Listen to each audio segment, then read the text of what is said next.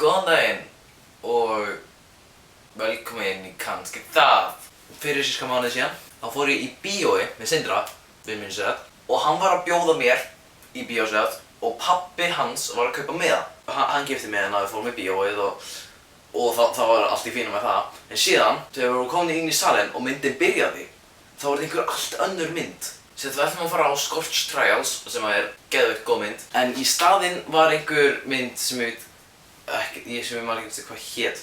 Og þetta var einhver mynd sem við vildum ekki fara á og við fórum bara út af eftir svona 10 mínútur út úr bíósalnum og fórum bara fyrir alla og það buggaði alla. En síðan, viku seinna, þá fórum við aftur í bíó og keyptum miða á rétta mynd í þetta skiptið.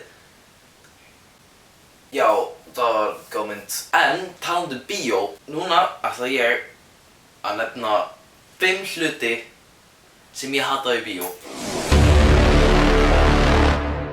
Númer 1. Segjum að sé eitthvað rosalega hljótt atriði, þannig að það heyrist eiginlega ekkert og þetta er svona ógeðslega sad eða scary stuff. Þá er alltaf einhver einn í bakgrunninum sem er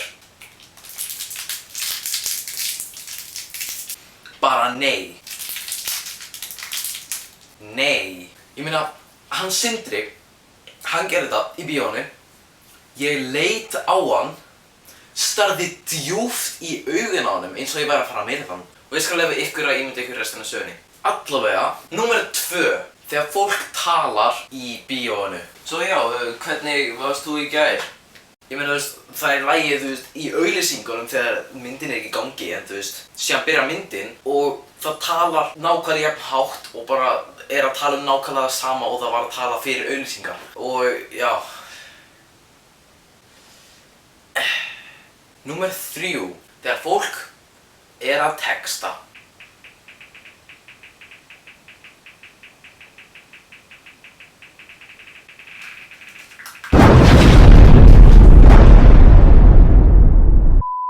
Ég meina, ertu ekki að fatta að þú ert í dimmu herbergi að reyna að horfa á mynd, allavega aðrir að reyna að horfa á mynd, á meðan þú ert að lýsa upp allt herbergið.